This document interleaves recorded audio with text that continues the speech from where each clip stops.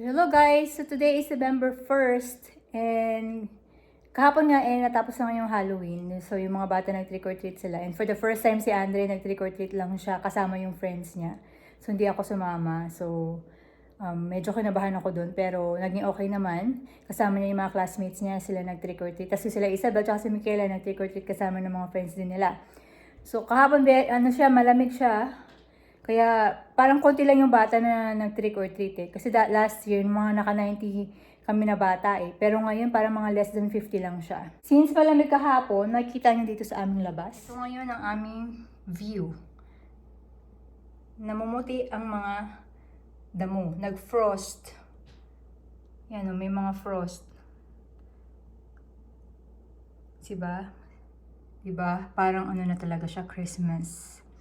Medyo nagsa-start na siya na mag-feel like Christmas. Kaya ang agenda natin for today is set up natin ang Christmas tree namin.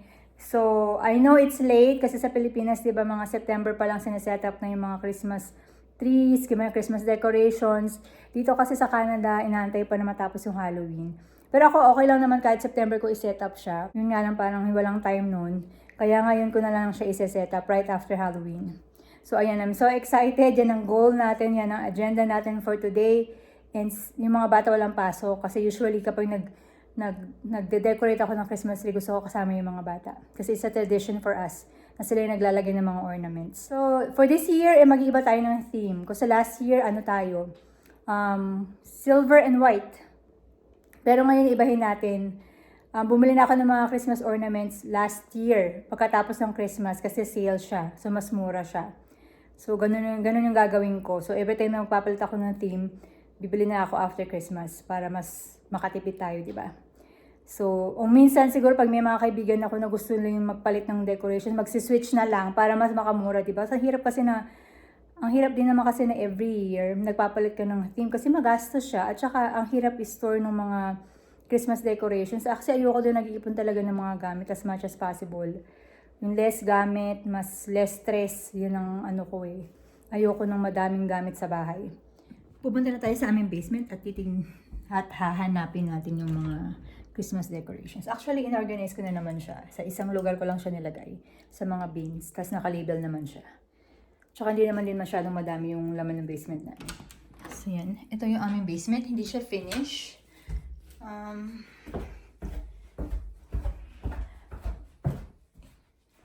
Ayan, ito siya. Yung yung couch na yan, binigay yan sa amin ni Ann, yung kaibigan namin. Kasi nagpalit sila ng sofa. Sabi ko, sa amin na lang kasi para meron kami dito sa basement. Kasi ito nga yung ni Richard, yung pool table niya. Tapos ito namang na to, ito siya parang sofa bed.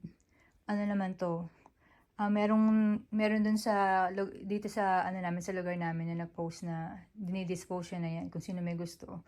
So sabi ko ay kunin natin yan. So sakto yan yung kinuha namin, yan yung ginamit ni mama dito nung andito siya nun. So andito yung mga bins namin.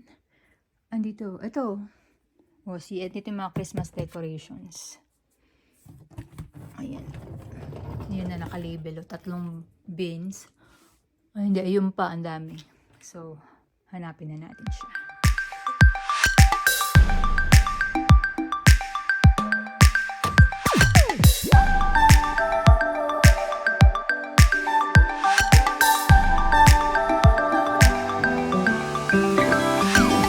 Last year, dito ko siya nilagay.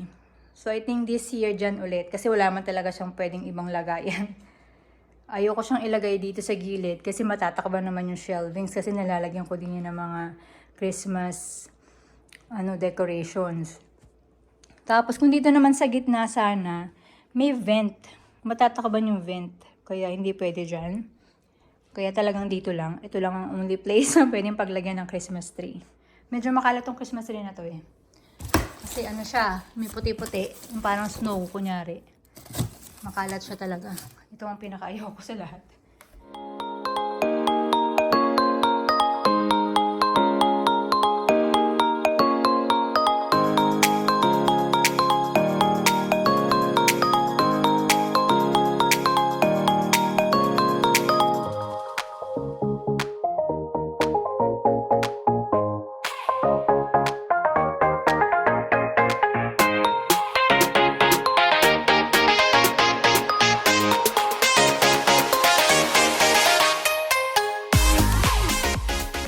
guys, nakaset up ng aming Christmas tree. Yay! Kahit makalat siya, ayan, nakita niyo yung kalat, napakadami sa ilalim. Pati ako namumuti. Ang mga Christmas tree ngayon, very easy to set up na siya. Hindi na siya isa-isa mong nilalagay yung mga dahon. Natatandaan ko nung kami, di ba, nung sa Pilipinas. Isa-isa talaga yung dahon, ikakabit mo siya. Ito hindi na. Tatlo na lang siya ganyan. Tapos pagkakabit-kabitin mo na lang, tapos i-connect mo na lang yung mga Christmas lights. Ano na to, may Christmas lights na din, pre-lit na siya. Yun na guys, so nakaka-happy talaga pag Christmas. Iba yung feeling, no? Iba yung vibe na nabibigay ng Pasko. Yan, first time natin isasaksak na yung Christmas tree. Christmas tree lighting now. Ay, sumabit pa. Let's see. Ayan. Yay! Yay! Ang Christmas ay hindi lang for Christmas decorations, Christmas gifts, Christmas parties, ganyan. Why do we celebrate Christmas? We celebrate Christmas because we celebrate the birth of our Savior, the Lord Jesus Christ. Yun yung the reason for the season. Kaya natin sineselebrate ang Christmas. Always remember the true meaning of Christmas. Kasi kung hindi pinanganak si Jesus Christ, wala tayong Savior ngayon. So, yun lang po. Just wanna share and remind us of the reason why we celebrate Christmas.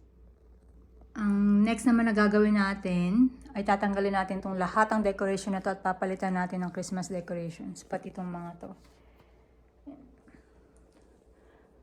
Alright, let's do it!